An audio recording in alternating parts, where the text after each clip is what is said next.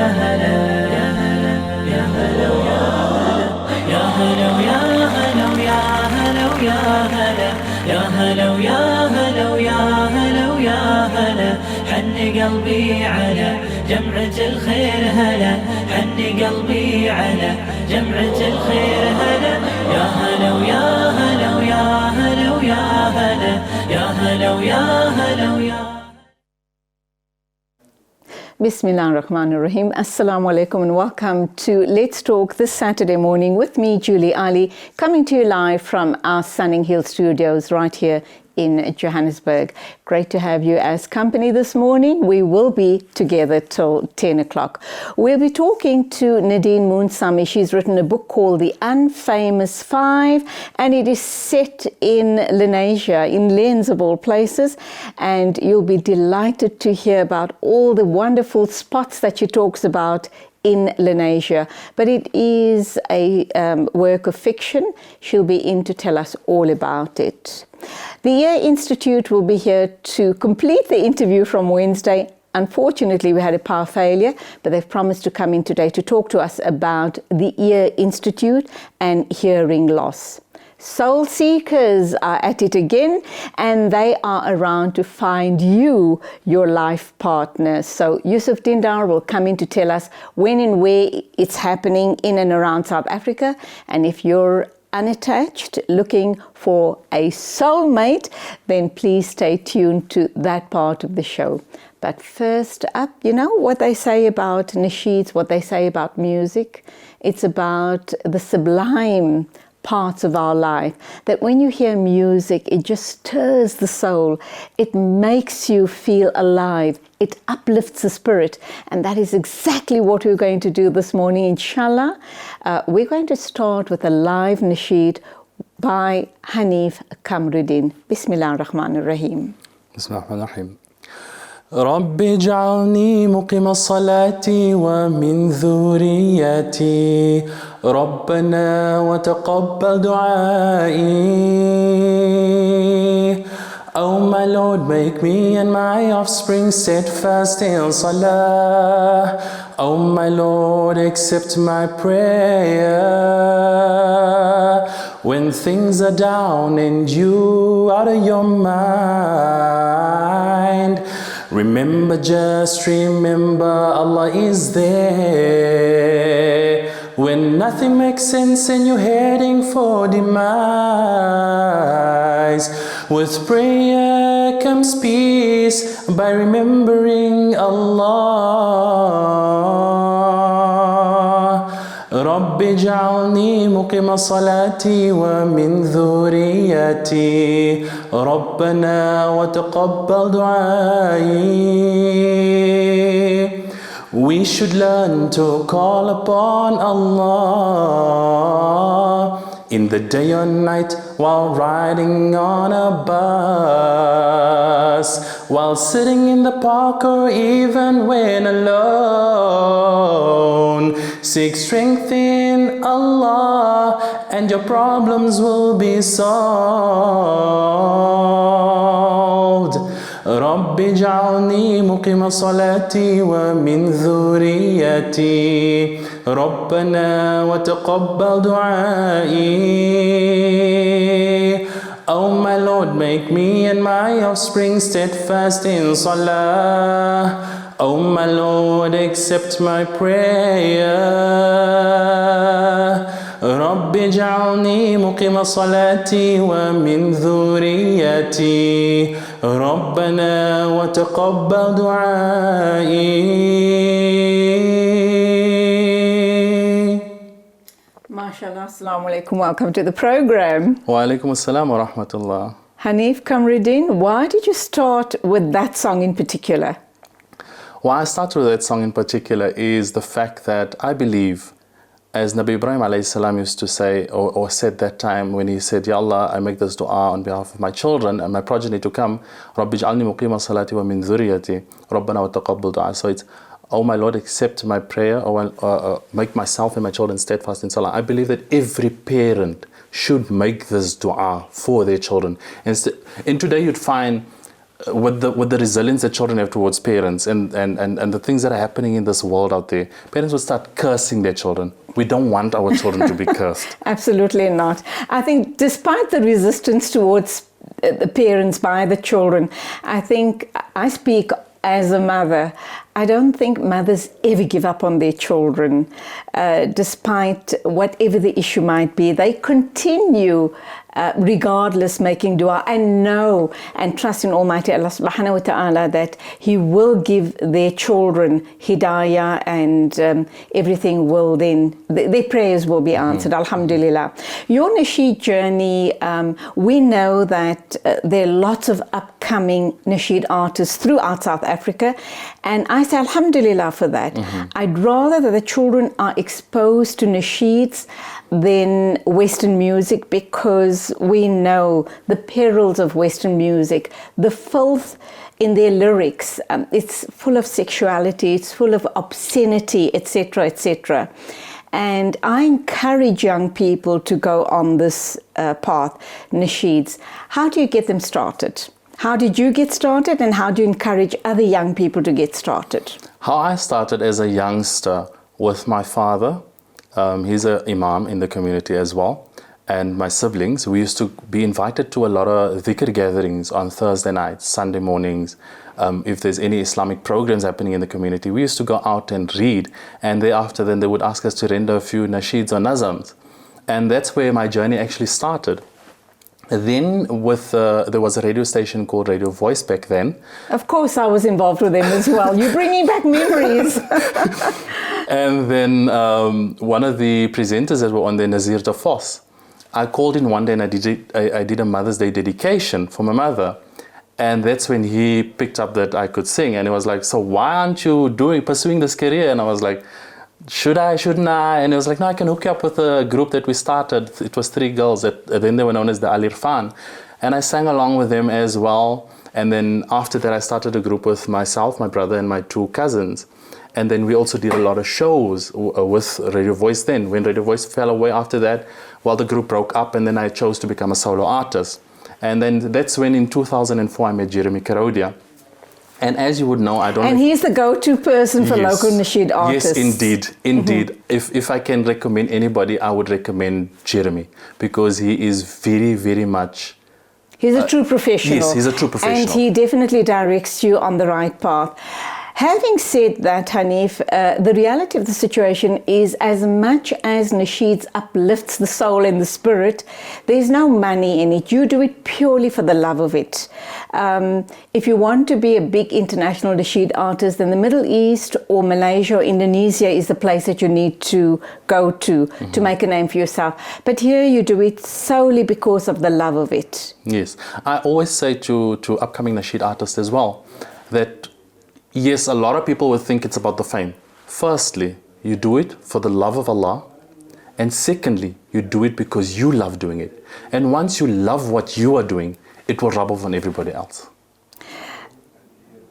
Okay, I want to talk more about this and the guidance and that you can give to other upcoming nasheed artists, but let's go for an ad break first.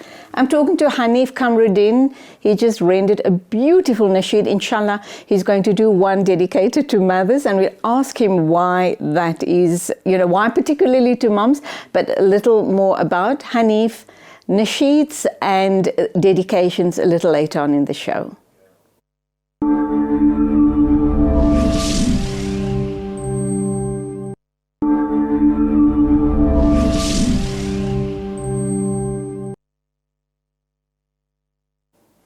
Hanif Kamruddin, the nasheed artist, is my guest this morning. Alhamdulillah, I open up with a beautiful nasheed, and we'll be closing off with a nasheed as well, dedicated to those most important people in our lives, our dear mothers.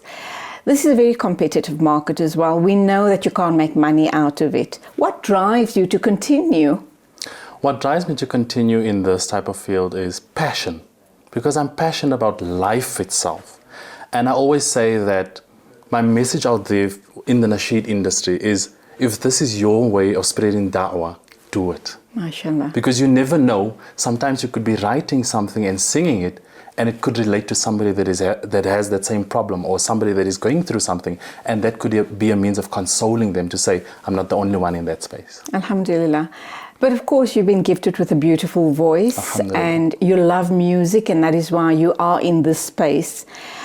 Did you have to go for any voice training, because you have a mashallah voice? No, alhamdulillah, shukr, I make shukr every day to Allah subhanahu wa ta'ala that He has favored me with a beautiful voice. I didn't have to go for any voice coaching or anything. It came natural.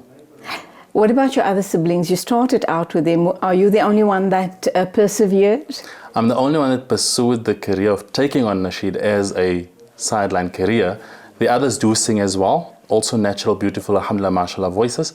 But for them, they say they wouldn't like to make an album as such. Alhamdulillah, you have been blessed with this gift of a beautiful singing voice. But how much of practice goes into it? I mean, sure, it comes naturally, but there is hard work involved. And is it worth it because there isn't any money in it? Indeed, a lot of practice goes into it. I practice on a daily basis, and more specifically when I'm driving, because then I'm in my own space where I'm alone and I could be screaming like a mad person, and the driver next to me will be like, what's wrong with this guy? But I feel that a lot of practice is like becoming a hafiz. Once you have bahated the Quran, you can't just take it for granted to say, I know the Quran, I don't need to read it, I don't need to practice. You need to constantly be revising in order to make sure that you're keeping yourself afloat. How to keep your vocal cords strong? Is there any particular secrets that you have that you'd like to share with other nasheed artists this morning? Don't overuse your vocal cords. Don't strain them. Speak when you are supposed to, sing when you are supposed to, and don't sing when you're not supposed to. But you've just told me now you practice every day in the car. Is that not overstraining yourself? Overstraining is if you're going to do it like throughout the day. What I do is like when I'm driving in the car, the most I'd spend singing would be like 10 minutes, and then I'd stop. You also write your own lyrics. Yes, I do. What inspires you? Where do you get the inspiration from to write those very meaningful lyrics? My inspiration comes from a lot of things, a lot of avenues especially. One in particular was the journey of my mother, where she was a cancer patient. She was diagnosed with cancer at a very young age, at the age of 38. And she went through the entire process of having the operation done and all that, etc. And 2 years after that, she had my little brother. A miracle from Allah subhanahu wa ta'ala. A miracle from Allah subhanahu wa ta'ala. Today he's 13 years old, alhamdulillah, healthy as can be. And at 41, she passed on. He was 2 years old when she passed away. Yes, he was 2 years old when she passed on. And that is when my inspiration came to say, you know what? I need to dedicate something to her, and not only to her, but that would speak to all the mothers in the world. And you're going to do a dedication to mothers in a little while. But your mom seems to be, even though she's in Jannah, alhamdulillah, she seems to be your constant inspiration. Why? We used to sing along together. Okay. So we used to have this thing with my brothers, my sisters and her, where we used to compete with one another's voices and see how our voices would intermingle with one another if it would fit. And she'd be like, no, you're not singing properly, just keep quiet, you can't do it. And I have a younger sister also, Ruwaida, alhamdulillah. Every time we're going to studio also, then we'll be like competing, I'm going to do a better vocal. And Jeremy would always say, Ruwaida, my darling, you're a better vocalist than your brother. So these type of things was inculcated in us as siblings. So she actually encouraged you guys, and you are forever grateful for that. Alhamdulillah. Young upcoming nasheed artists, you do say Jeremy Karodia is your to-go person, but let's look at costs involved. You're not going to make money out of it, but there are production costs. What do you have to be prepared for? Stuff to lay out, obviously. All right, to lay out is you need to first, as an upcoming artist, decide, are you going to be doing your album alone? Because if you're going to be doing it alone, the cost will be less, because then you're going to be paying... Approximately?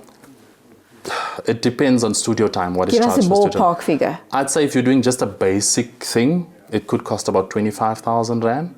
That is just... As much as that? As much as that. So it's a very expensive love or passion or hobby. It is. And if you would want to make your money back on that, you would then depend on having shows of your own, or maybe sign up with an organization that would have you affiliated with them to be able to make your money back on that. Okay, but that's also lots of hard work and lots of funds up front. Nasheeds and nasheed groups is a big thing in the Western Cape. It's really coming up big time here in Johannesburg, Gauteng as well. But not much is being done in KZN. There could be a whole host of reasons for that. I know in the Western Cape they have lots of competitions, lots of shows, stage shows, etc. Why is not, none of that happening here in Johannesburg? Well, we with my other colleagues, artists as well, we have been talking and we're having a lot of discussions around how we're going to do this to get the people involved. We said we would like to start with the country towns first. Alhamdulillah, fortunately, I was invited over by the Kimberley community to be one of the guest judges because annually they've got a school concert. Yes. Okay, unfortunately we're running out of time, so let's close off with that dedication to mothers. All right. Bismillah ar-Rahman ar-Rahim. Bismillah ar-Rahman ar-Rahim. Before I do start, I just want to give you the meaning. What I'm going to be saying is, by the power of Allah, O mother, you gave birth to me, you fed me when I was small, you cared for me when I was sick. Please accept the best of thanks. May Allah have mercy on you and may He enter into His Jannah, inshallah. Ameen. Thumma ameen. بقدرة الله والآت النعما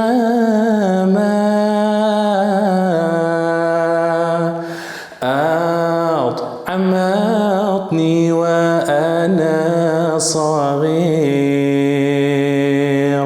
طوالي وأنا مريض نقبل لي شكر جزيل يرحمك الله يا أمي عدا خللك الله في الجنة يا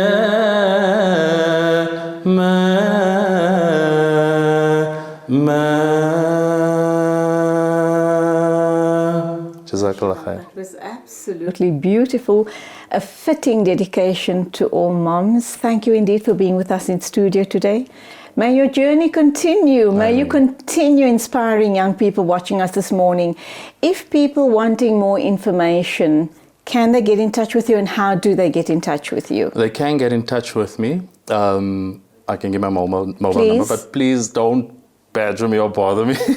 It is 082-834-0665. Alternatively, you can also, I'm on Facebook, so you can maybe drop me a Rather the inbox Facebook. Rather the Facebook. Okay, fine. Jazakallah for being with us. May your journey continue to inspire other people, and may you get as much pleasure out of it as other people have just listening to you. Jazakallah for having me. My pleasure entirely. Shukran. Remember us in your du'as, and wassalam. Wa alaikum salam. The beautiful melodious voice of Hanif Kamruddin. He rendered two beautiful nasheeds live here in studio. And if you need any support, any advice, any guidance, please visit his Facebook page and he'll be more than happy to accommodate. Still to come, we'll be talking to an author. We're also going to try and hook you up to your soul mate if you're not married yet. Doesn't matter how old you are, 18 and above, of course. If you are even in your late 50s or 60s and you need to find a soulmate, then please, please stay tuned.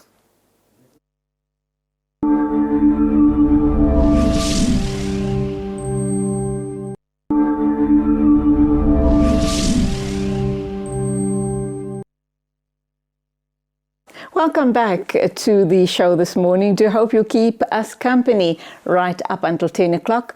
We will be talking to Jan Grobelaar from the Ear Institute, and we also have an authoress coming in to talk about her book, The Unfamous Five, which has been set in Lenasia. So all those people living out in that part of the world, be sure to stay tuned because she talks about Mosquito Valley, Suicide Valley, and a whole host of landmarks that you will be very familiar with.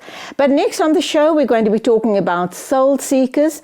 If you're unmarried, if you're single, if you need a life partner, then you need to be watching and listening very closely to this part of the show. Yusuf Dindar, Assalamu alaikum, welcome to the program. Wa alaikum salam, thank you for having me. Great to have you here. Now, I know you work very closely with Idris Kamisa and also a show right here on ITV called Inspirate. I think you're waiting to get your new season started. But how did Soul Seekers come about? I know we had that great big marriage conference about 2 years ago. Yes, it at was. the Santon Convention Centre, and that was a huge success. Why have we not had repeat shows? Marriage conferences. So we've had 2 marriage conferences. There was one about 4 years ago and then one 2 years ago, right? And they were in Santon. We are going to be having something similar. We thought we'd just leave it for a while, and we're looking at having it in Cape Town. So that would be happening. It was supposed to happen this year, but we decided to have it maybe next year.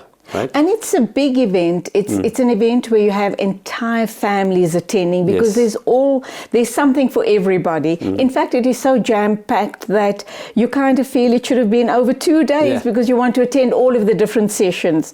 But it's a massive task in terms of logistics for you guys to put on something like that. It is. And look, it's of a world-class level. The beauty of it is that it's an international product. There's a gentleman, Sajid Hussain, who's out of Malaysia, originally from the UK. It's very big in Malaysia, is it not? Very big in Malaysia, actually very big internationally. It's been all around the world and very well received, very well accepted. Now, one product out of marriage conference, I mean, as you know, marriage conference has a lot of speakers. Sister Yasmin Mujahid, whom everybody now is a household name. We brought her to South Africa for the very first time. You introduced her to South Africa. And amazing woman, and very other, Sister Hala Banani, and a lot of others. Somebody that's actually become very famous right now with the whole issue around social activism in the United States, Sheikh Omar Suleiman, whom we brought to the shores here, amazing, originally from Palestine, and doing great work in terms of the whole immigrant issue in the United States. So that's one part of marriage conference. It's all the speakers and so on. But hats off to you guys for introducing South Africa to the rest of the world and to amazing Muslim people with amazing talent. And you've opened our eyes and the doors to us to start seeking more, not only as far as marriage partners are concerned, but inspiration in so many different areas of life. So we do hope and pray that more and more of these conferences will be obviously coming to Johannesburg and all around the country. No, that will definitely happen. I mean, we want to make it even better and bring even more speakers on international level. I mean, there's just amazing.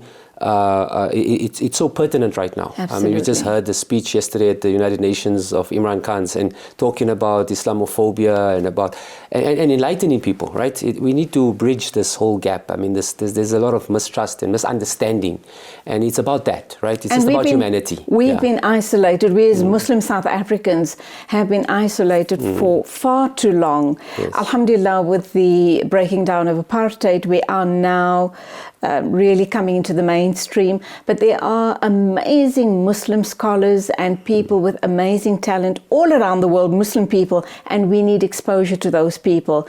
And it's conferences like the ones that you guys have put on is where we're going to open up our eyes and our minds. So you also said to me that you guys have taken one element only and you're taking that around South Africa. Why have you chosen this particular element and what is it? Okay, so as you know, at the marriage conference, one of the products was Soul Seekers, which is basically to put people together who are wanting to get married in a safe environment, in a Sharia compliant environment, in a very well-processed type of methodology in terms of allowing people to meet their potential marriage partner. So this product is pushed all around the world separately So not necessarily always linked to the big marriage conference. Soul Seekers happens all the time. It's in Australia, it's in Europe, it's in the US, in Canada.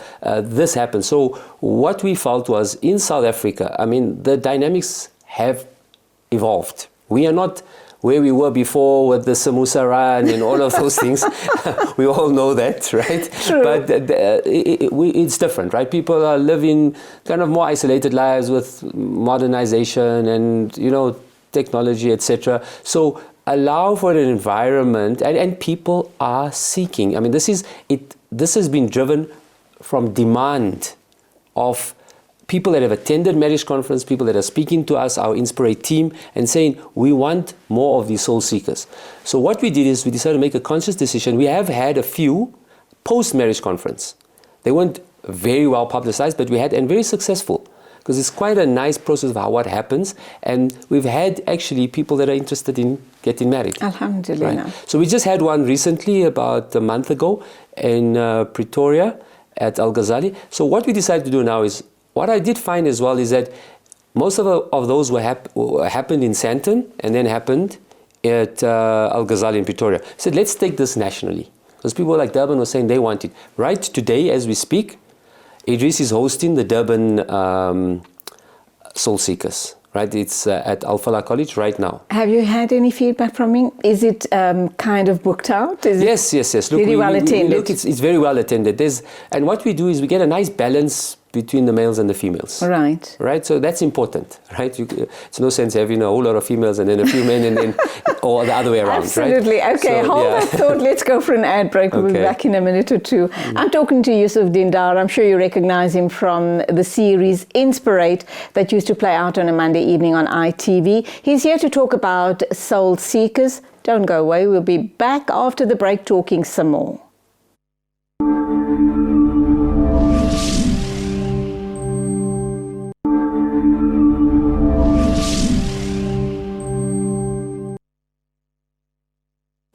Welcome back. Yusuf and I were just having an off-air discussion, and what came out of that is that we here in South Africa, we the Muslim community, are rich, absolutely rich in all sorts of talent and resources. And I think we just do not accolade and appreciate ourselves enough. We always seem to think that anything foreign is bigger, better and smarter than South African. And I think it's time, and by way of this Soul Seekers and these type of conferences that Yusuf and company put on, it gives us the opportunity to appreciate the amazing talent we have in South Africa. Am I correct? Yes, of course.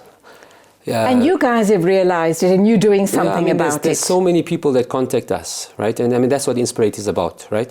It's about promoting, enhancing, nurturing that talent out there. Whether it's somebody in a business, somebody who has got an art profession, who is in whatever they're doing, you know, nasheeds, whatever their vocation, we would actually help them to nurture that and to actually put it up on the international level, because I think we're just so blessed in Africa. And you guys have got the contacts. Let's talk about Soul Seekers. It's happening in Durban as we speak. As we speak, yes. Just explain the process to us, because people are a bit nervous about that. You know, there's a lot of this speed dating stuff that's happening all around the world. Again, you know, the same story. What we do is we try to mimic. But this is speed dating in a halal way. It's not speed dating. Not dating. I mean, speed hookups, maybe. It's not. That's the differentiation. Mm-hmm. We looked around and we made a very conscious decision to look around for a product that we believed resonates with our culture, our people, that is Sharia compliant, that has got that strong Islamic ethos. It's difficult. I mean, there could be a lot of criticism that says, okay, but you put in men and women. But the point is, you have to allow people a safe environment to be able to find their potential soul partner, right? And that's the intention. That's the objective, to get somebody to perform a nikah. And we allow that opportunity. So it's a numbers game. You have to get more people there. What we also say is, when somebody signs up, they are in the system forever. Okay, and parents are aware of it. They get parents come. You get the buy-in from the parents. Look, you are encouraged to bring your parents to the event because you want this emphasis on a safe environment, Sharia compliant environment. You want your parents there. If you have a friend, bring your friends there as well. They don't pay. It's a minimal administrative fee of 250 Rand. We've even said now, and it's not because this is not a money making thing. It's just creating an environment for allowing for nikah. Nikah is so important. For me, why this resonates and is so dear to my heart is because I believe that the pillar of society starts with nikah. The ills of society that we find in is actually as a result of that the world over. Right? If there's a strong family unit with all its challenges, we know we've all been married for so many years, it's not an easy ride. But with all those challenges, if you have a strong family unit, then society, that family unit is healthy and nurturing and is loving, and then your community becomes loving. And your society becomes loving. And that's what the world needs. Absolutely. So this is why it's so important to me. So the process is quite simple. Anybody that wants to attend, you go to www.soulseekers.co. Soulseekers, you then complete your bio. There's a few questions just to understand who you are and whatever. Yusuf, how do you verify it? Someone could be really making them look bigger, better, smarter on their bio. There might be some, hidden faults, etc. How do you uncover that, or is that not your job? If somebody wishes to do that, that's fine. But there's a process, so it's like almost a funnel, right? So the first step is complete your bio. On the day, your bio is not exposed to anybody. That's only we know your bio. You come in there anonymously. There's no name attached to you. There's just a tag given to you. The ladies are given a certain tag, or a A1, A2, whatever. A number. A number, and then the boys or men are different, B1, B2. So we then have round tables with facilitators who have specific questions that, again, very well thought out. So it's a very detailed process. That it probes your financial views, how would you deal with your mother-in-law? It's questions like that. Because what she does, it reveals who you are. And that's reality. Right. So you sit around the table. The ladies will sit permanently, and then the men will move. So what will happen is you get a chance to find out, because each person answers. As a facilitator, I'll ask a question and everyone answers. So you get a feel of the person. Now remember what they say in psychology as well. In that first minute, you're able to make an impression. So it's about, obviously, your energy. There's a physical appearance as well. Let's not kid ourselves. But it's also important to find out what is the person about. So you just tick off that, okay, I am interested in A1. And then A1 will say, I'm interested in B1, right? So you go around, and there's like 20 minutes. Before that, actually, there's a half an hour to 45 minutes talk by Uncle Idris, who is a specialist in marriages and marriage counseling. So he gives a lovely talk around that, and so important. Regardless, even if somebody's getting married, I think people spend so much time on the wedding, but not enough time on the actual marriage. So after that process, that's step 2. Then after that, we collate. We allow them to, before they make now we expose them to the bios. We put them out. So you go in, if I liked A1, let me go and find out who is A1. Oh, A1's Muhammad, and his background, etc. Background or whatever. And then, okay, but he has 2 kids, so maybe a bit of a problem for me, or it may not be an issue. It depends, right? So, or he lives like in Cape Town and I'm here or whatever, so there's a geographical problem and I don't want to leave because my work is here, whatever. So what we then do is we allow them to choose, so they may eliminate and whatever. Then we collate all of that. Now it goes to step 3. We collate all of that. If there's 100% match, if I like you and you like me, that's 100% match. It could be that I liked you, but I don't, and you don't know that, and you didn't choose me, then that's not 100% match. So we eliminate those. Okay, we've got 2 minutes to wrap up. We take the 100% matches, we put them together, and then those ones we allow them to engage further. So you speak for 20 minutes. So that's where that elimination comes in. When you're asking that question about if I pretended I'm somebody else or whatever, now the truth comes out. So it doesn't make sense to try and lie. Bluff your way because through. The truth will emerge, right? Absolutely. So now you're allowed to speak for 20 minutes, and then after that we say, okay, right, if you're still interested, So we leave it. That's the end of the day. We leave that and we say, okay, now, alhamdulillah, you can go and make istikhara and whatever. If you so wish to continue, then you contact us and we'll allow for a different venue and a different time where we meet, and we allow you guys to come in again with your your family and whatever, safe environment, and then from there they engage in wanting to go further and get married. Inshallah. And then we attend the wedding and have biryani and so on. And you get invited to all those To all weddings, those things, inshallah. yeah. How do people get in touch with you? Just give us that website again. www.soulseekers.co. It's a very simple registration. Once you're there, we're going to be having it tonight. Today it's in Durban at Al Falah. And not too late for anyone to attend. Not too late. You want to go, you can go and attend. It will be starting soon, but you can go and attend. On the 13th, in 2 weeks' time, on a Sunday, for the first time, it's coming to Cape Town. Wow. And Skarpkraal at JEQ Primary School. It's on a Sunday.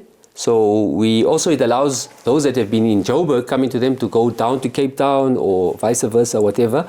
And then the following week, on a Saturday, we're having it in Johannesburg at Nana Memorial.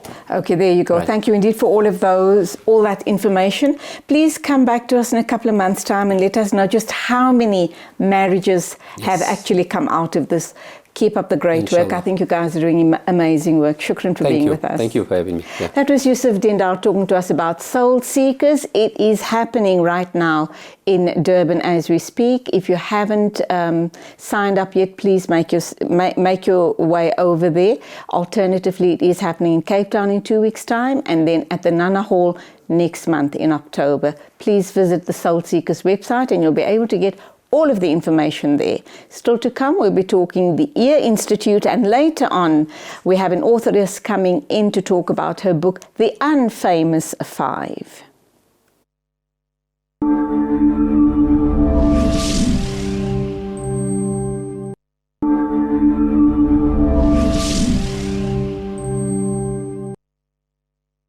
Welcome back. It is Hearing Loss Awareness Month, and on Wednesday we had Jan Grobler from the Ear Institute to come in and talk to us about the importance of hearing well, and also what you do when you have an issue around hearing loss.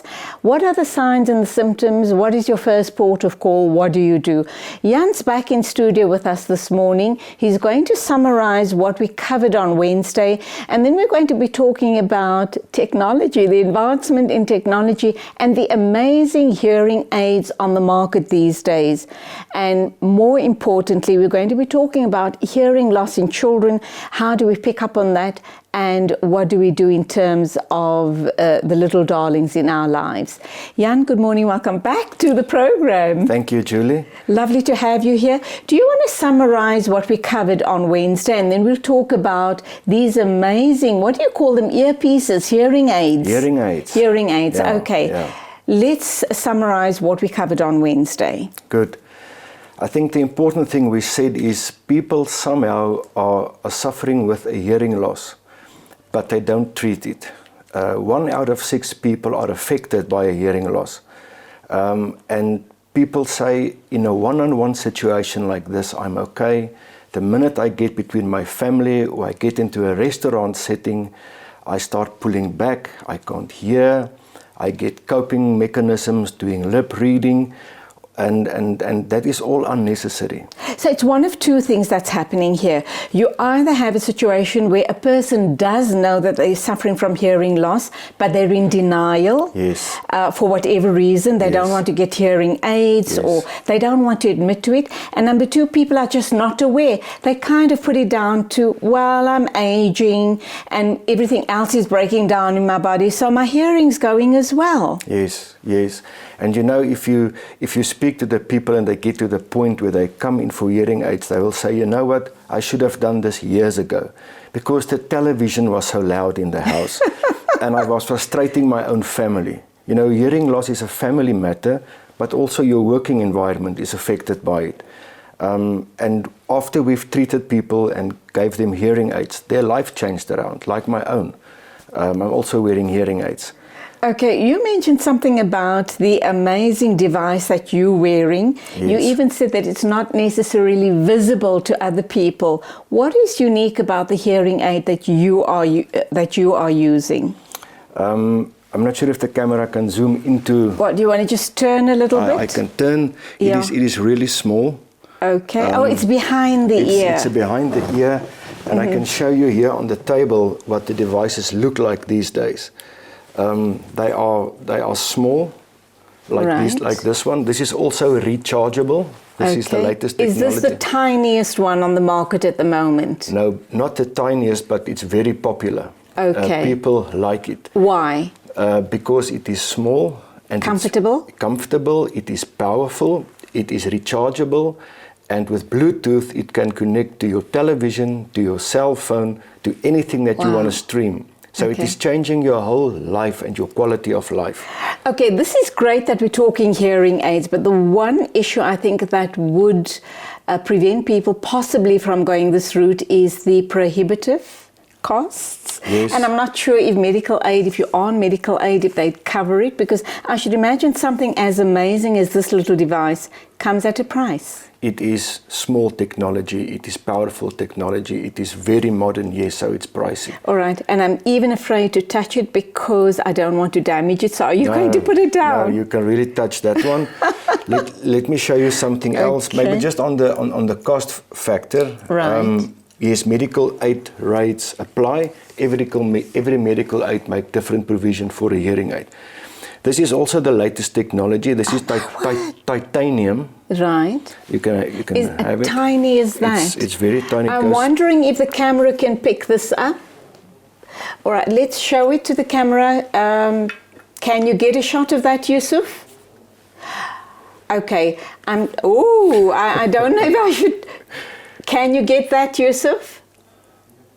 Okay, the camera has picked up that shot, but this is real tiny. Does this fit inside of the ear? Fit inside the ear. So what is important, people see all these things and they get all excited and they all want the smallest possible device. But once you are at the Ear Institute and we've tested you, we analyzed your lifestyle and more specifically your kind of hearing loss, then we have to say this is the solution for you, for your hearing loss and your lifestyle. And for instance, for me, I need to go for these hearing aids because I'm active, I'm still working, I want the streaming, I want the rechargeability. For instance, when I drove here this morning, my GPS streamed to my hearing aids and it was in stereo, both ears. Wow. And I could really be calm and listen to a voice while I'm driving. You can take telephone calls like that. If you watch television and you are the one with the hearing loss, you can stream the television straight to your hearing aids in stereo, and your partner and your family can listen to the television at their own noise level, not your very, very high noise level, and it's more comfortable at home. And if they talk to you, the hearing aids microphones are picking up their voices.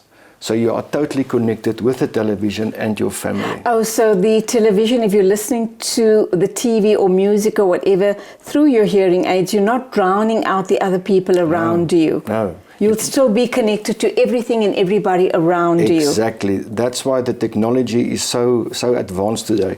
For instance, this little box is the recharger case. So you put your hearing aids in at night. These days you charge your watch, your cell phone, your hearing aids. Everything together. Everything, and then the next morning you take out your hearing aids, they are fully charged, it will last for the whole day. I've never ever ran out of our battery or power out of my hearing aids. And then something else I want to add while we're still on technology is on the cell phone. Before you go there, can you just pick that case up again and show it to the camera? What exactly you're talking about? So you will at night put your hearing aid inside the case, both of them. Can you just lift it a little higher, right, and point it to that camera? Is that perfect? Have we got that shot, Yusuf? Yeah. All right, brilliant, that's perfect, you can put that down. And then you recharge it and the next morning you're on air. Okay. The next thing is everybody is working with apps. Right. So the Phonic hearing aid also has an app like many other hearing aids. It's called the Phonic. Yeah, we sell Phonic hearing aids. Right. Yeah. And on the app, You can, Okay, you want to show it to the camera rather? I can show to the camera. Hold it up slightly higher. Okay, I think we've got a shot of that. So I can manipulate the performance of my hearing aids given our environment. So if it's in a restaurant or in a meeting. So you just go to your app? Just go to my app and I can make adjustments. For instance, I think this is a better one. I can change like your hi-fi, the bass, the mids, the treble. I can change the volume setting, the noise. I can submerge the noise and put it aside. I can focus on the microphones, that it focus more towards the person that I'm talking to. The interesting thing is hearing aids do all of this automatically, but some people want to fiddle and wants to say, I want to be in charge. Right. So for instance, if Ruth is sitting there, poor Ruth, and she's got a high-pitched voice and it's irritating you, and I rather want to listen to you, I can go to my app and I can mute this side more and enhance this side more. So for this setting, poor Ruth won't be bothering me anymore and I can really focus on you. Amazing. So people can manipulate and adjust it. Right, Yeah. but it all comes at a cost, and we'll talk about that in a minute or two. Yeah. This is truly amazing. I'm wondering about children. They're not going to be able to manipulate as you are manipulating sounds, etc. Let's talk about children, hearing loss, how we pick it up, what do we do, and then I also know that you guys are involved with an amazing school for children who are hard of hearing, but all of that right after the ad break. Perfect. Let's go for another ad break, and just a reminder that we have an amazing lady in she's standing out in the wings. Nadine Moonsami has written a book. It's based in Lenasia, and you want to hear what the book is all about, The Unfamous Five, all of that after our interview with Jan Grobbelaar.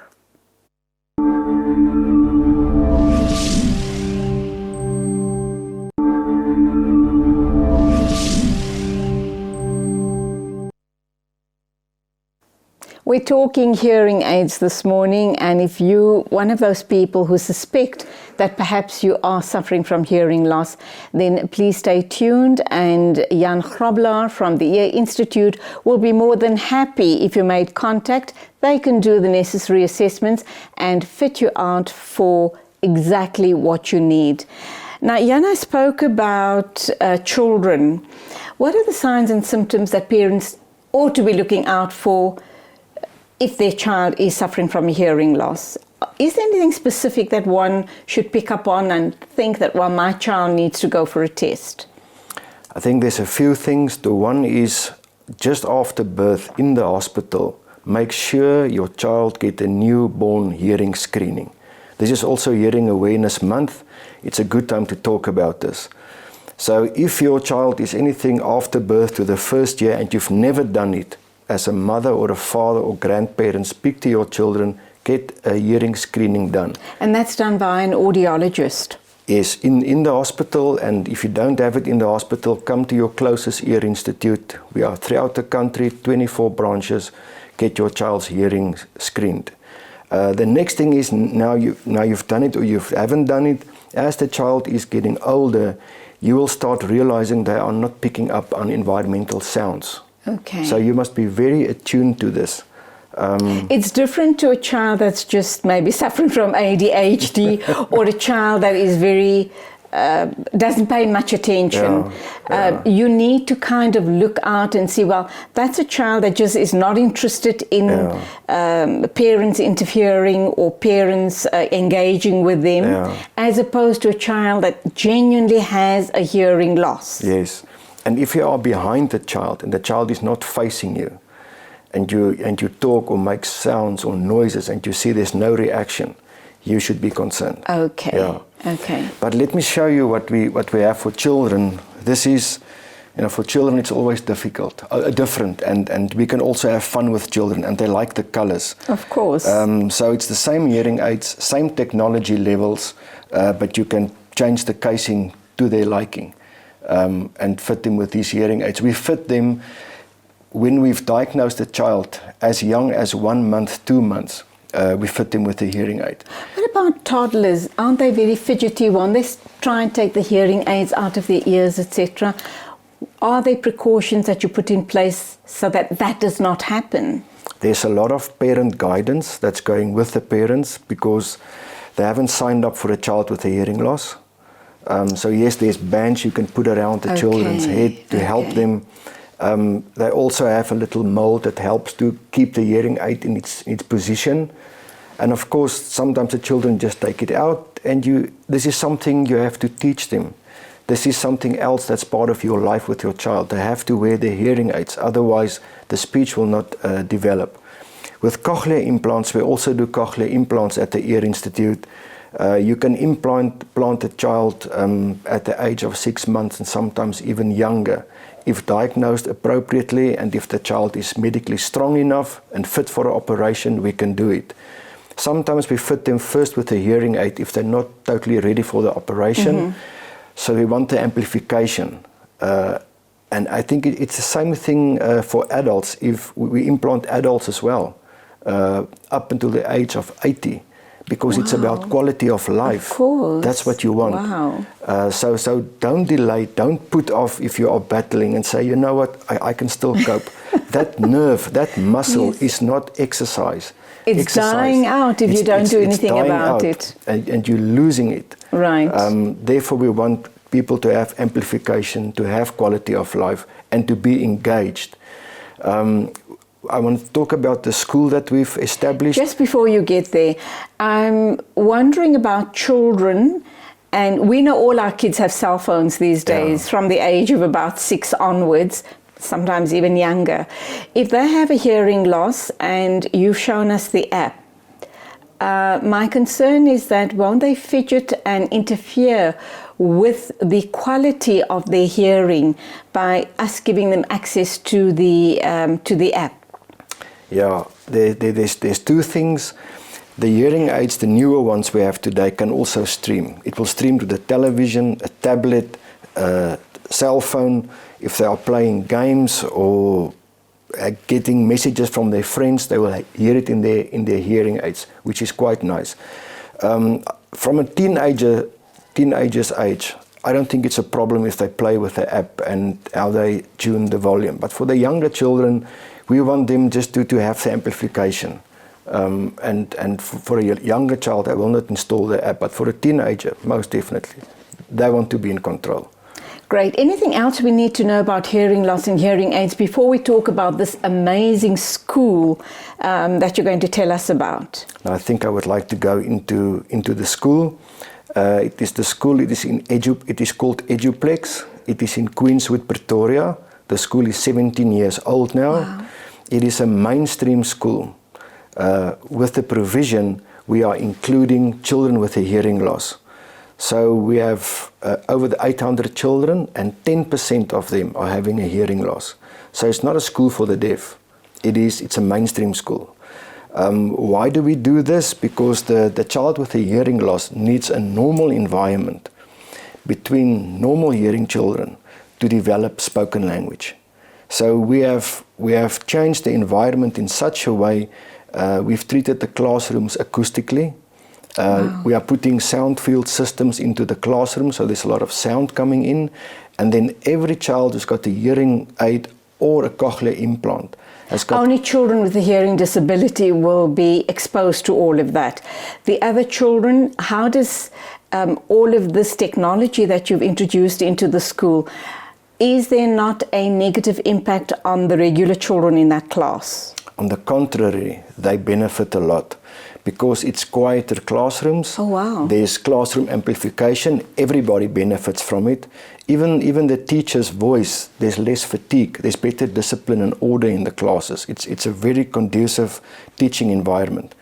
But for the child with a cochlear implant and the hearing aid, the teacher's voice is transmitted straight into the hearing aids or the cochlear implant. So you take away the distance between yourself and the teacher, and the child can sit there and really listen to the teacher. Amazing. What's the criteria for parents to get their kids registered at the school?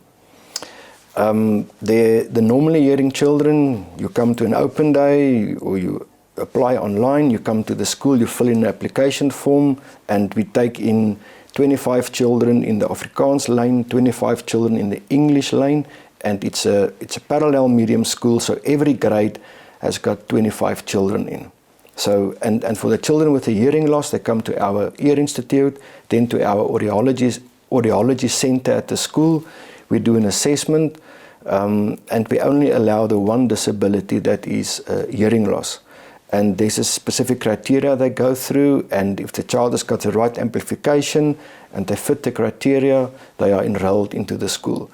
Wonderful. It sounds like an amazing school. Is it a private school or a Model C? It's a private independent school. Fully funded by the Ear Institute or partially? It is funded by the parent school fees. There's no external funding from government, and we have a lot of friends of the school who's helping us to create a bursary fund, so we do not discriminate with our children with a hearing loss against your economic status. So we've got a bursary fund as well. So we've got a strong arm that's raising money for children that needs to be in the school who cannot afford the school fees.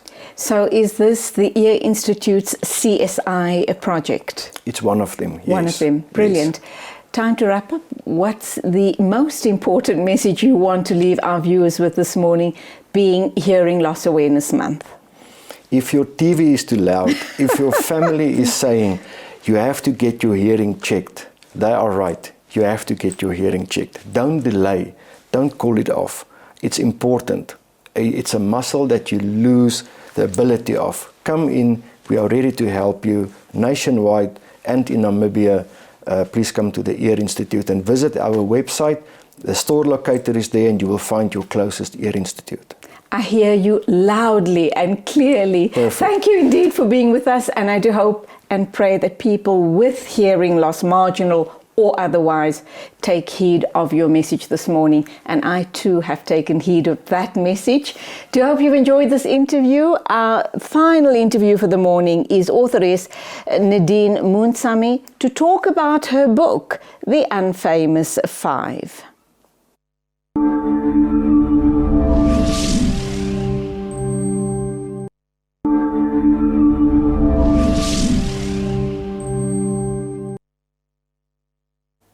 Nadine Moonsamy is in studio. She lectures in post-colonial literature at the University of Pretoria, and she has also written a book. It is called The Unfamous Five. And why I'm fascinated in this piece of fiction is that it's set in Lenasia. Lots of familiar places that she talks about in the book. And if you're a Lenasian, if that's what I can refer to it as, then you'll be delighted in reading this book as well. Good morning, welcome to the program. Thank you for having me. Happy to be here. You were born and brought up in Mosquito Valley in Lenasia. That's correct, yes. Went on, studied, lived in different parts of the world, yes. Came back to South Africa, lecturing at university, yes. English literature, and along the, I think we all threatened to write a book at some stage in our lives. Yeah. You had this dream and it's now a reality. Yeah. What's the book all about, and why did you choose Lenasia as your setting?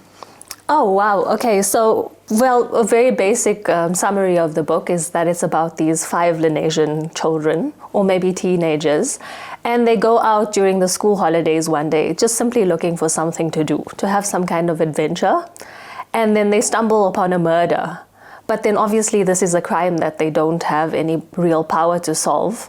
So then I go on to explore how this actually impacts and alters the entire trajectory of their lives, all the way into adulthood and even across the greater Johannesburg landscape. What year was the book set in? So it starts in 1993. 93? Yes. Through the 5 youngsters' journey through life, so to speak. So I did want to map their growth also with the growth of the post-apartheid nation, like in that moment, very tentative moment of post-transition, and also what that means to us as Lenasians, like how are we changing now that we've entered this post-apartheid reality.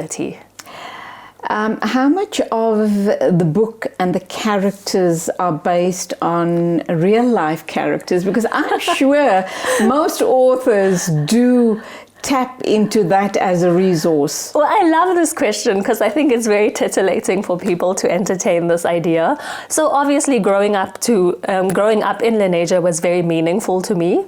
And so drawing on the actual geography or experiences and I've the had. characters that happened in your life.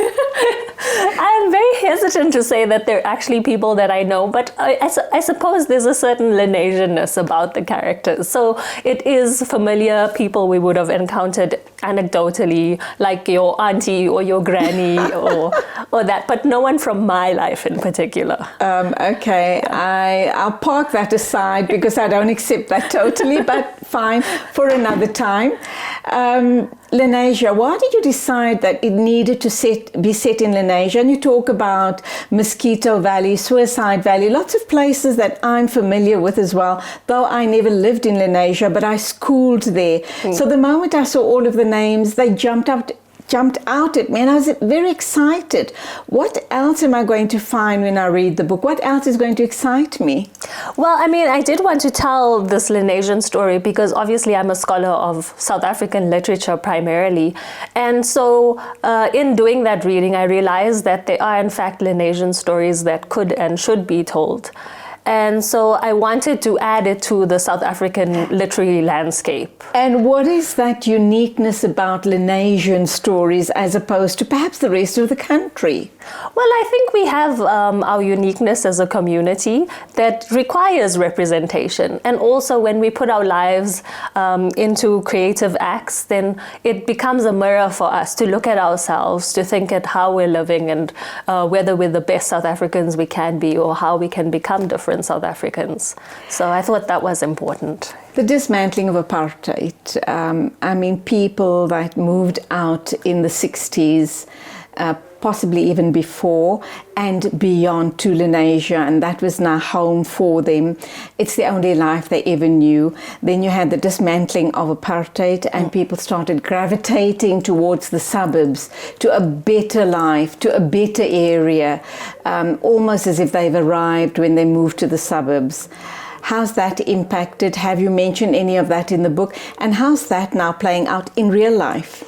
Yes, I think that's one of the strongest narrative arcs in the novel itself, because they grow up in Lens and the expected trajectory is that you leave Lens. And that's a very exciting prospect, obviously, as it is for a lot of Lenasians, that we graduate out of Lens into the suburbs. But then I play with that idea. Is that a happier prospect? And so eventually, well, maybe this is a spoiler alert, but they question it so fundamentally that they end up returning to Lens in the novel. You know, we don't, I'm talking real life situation here. I think people that have moved out of the townships don't necessarily resettle back into the townships, but they keep gravitating back and they keep reminiscing about the good old days back in the townships. Exactly. And I think that's true for every Lenasian, including myself, where you'd go back and you'd actually go do your grocery shopping in Lens, for example.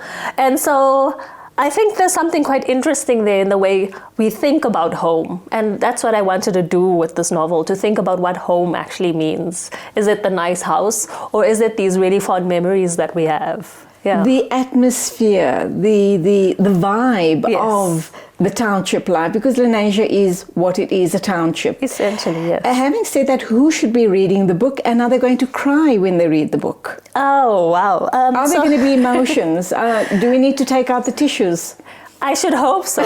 I would like this book to move people in a significant way and to get people to think about their own lives and their own sense of what it means to be Lenasian, or maybe just a South African Indian. So I think very broadly that would be people this might appeal to. But I think it is based in Johannesburg. It covers places like the Fordsburg Plaza, for example. So I think anybody who's just interested in Joburg literature, or maybe South African Indian literature, would be interested in this novel. Your first book, is there another one in the pipeline?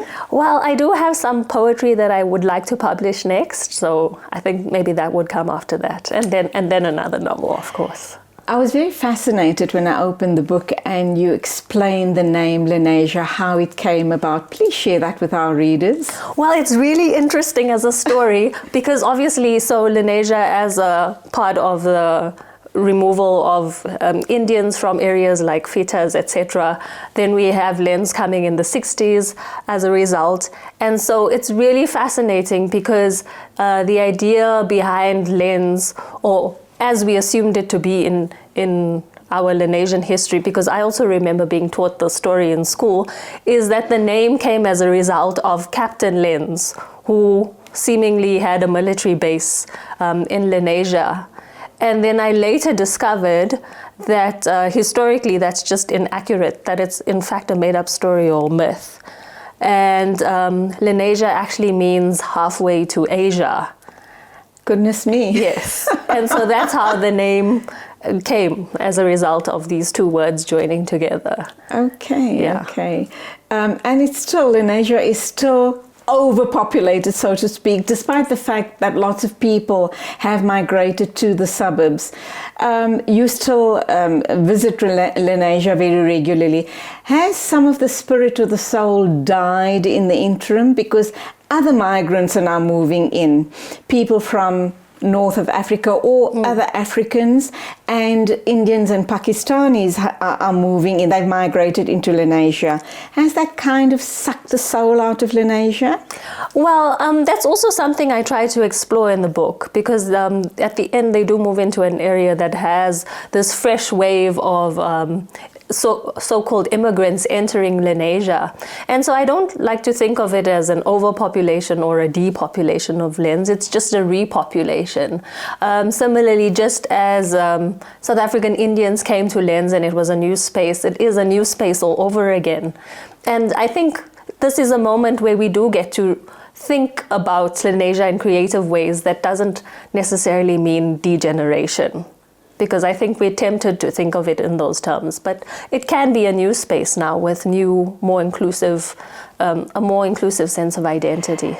The book is based obviously in Lenasia, but it could be a book based in Chatsworth or Bukop or any township anywhere in South Africa, even for that matter, Soweto for that matter. Obviously, huge appeal to Indian South Africans and people, especially ex-Lenasian, so to speak. You indicated that you'd like to follow up with a book on poetry, but shouldn't it be something broader than the current book that you have, something more South African, about us as a nation, about us as a rainbow nation, and about our troubles, our current troubles? Well, I think this book is about us as a rainbow nation. It's asking what does it mean to come from a township and now think about your identity in more expansive ways. Yeah. Unfortunately, that's all we have time for. I certainly am going to read the book and do hope that you come in sometime and talk to us some more. But thank you so very much for being with us on the show this morning. And I do urge all of you, very especially people living out in Lenasia, to go out, buy the book.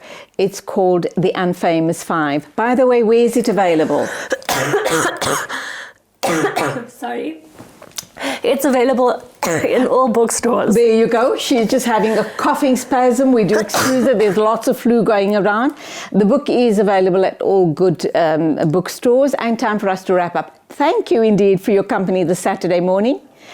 Don't forget, just after I leave you, we'll be crossing over to the Africa Halal Week 2019, and you're going to be picking up some amazing information from the Halal Week snippet that we'll be sharing with you on show this morning. Once again, thank you for being with me. See you on Wednesday morning at the same time. Please take care on the roads. As always, it is Assalamu Alaikum and Khudafiz from me, Julie Alli.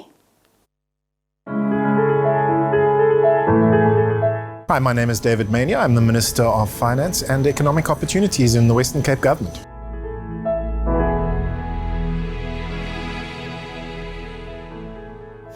Well, we're delighted to be hosting Africa Halal Week, which essentially connects halal certified businesses with local buyers and also international buyers across sectors. Everything from film through to fashion, through to tourism, and through to finance.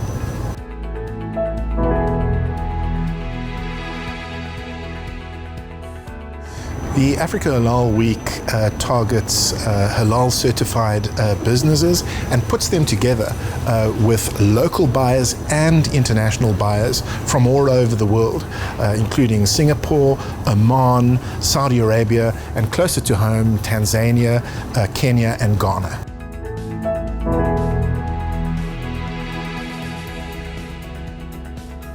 There are 68 exhibitors. There is still space for expansion, and so any exhibitors that are interested in joining us should do so.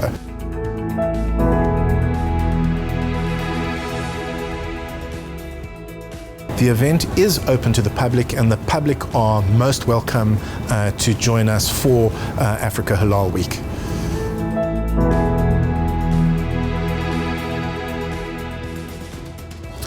The Muslim community are a very strong community in the Western Cape, and the Africa Halal Week allows us to strategically position halal certified companies and the halal market, and it allows us to position the halal certified businesses and provide business opportunities, connecting halal certified businesses with local and indeed international buyers, so that we can promote exports in the Western Cape.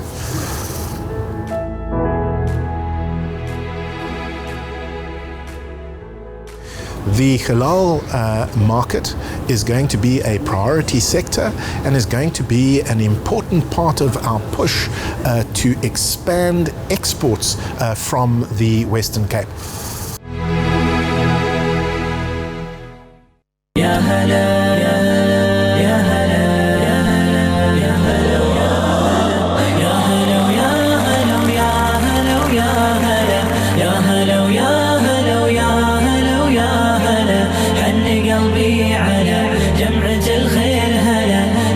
قلبي على